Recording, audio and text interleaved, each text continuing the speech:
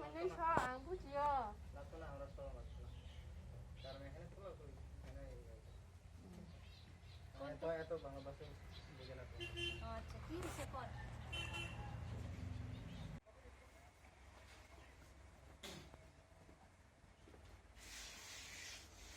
স্বামীর নাম দাও স্বামীর নাম আমার স্বামীর নাম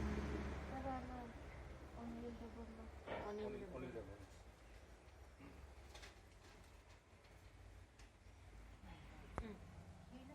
আমার বেটা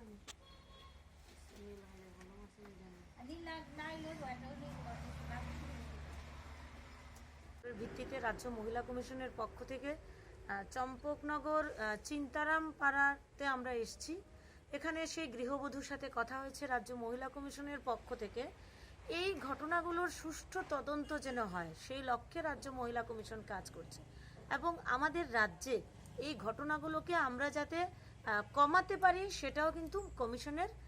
সবচেয়ে বড় উদ্দেশ্য এবং সেটা সচেতনতার মাধ্যমেই সম্ভব এবং এই কাজটি রাজ্য মহিলা কমিশনের পক্ষ থেকে আমরা চেষ্টা করছি এবং এই ঘটনাটি যেটি ঘটে গেছে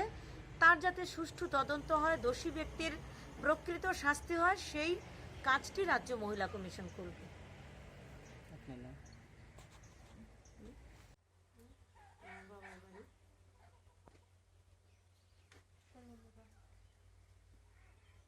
তার বাবার বাড়ি শ্বশুর বাড়ি তোমার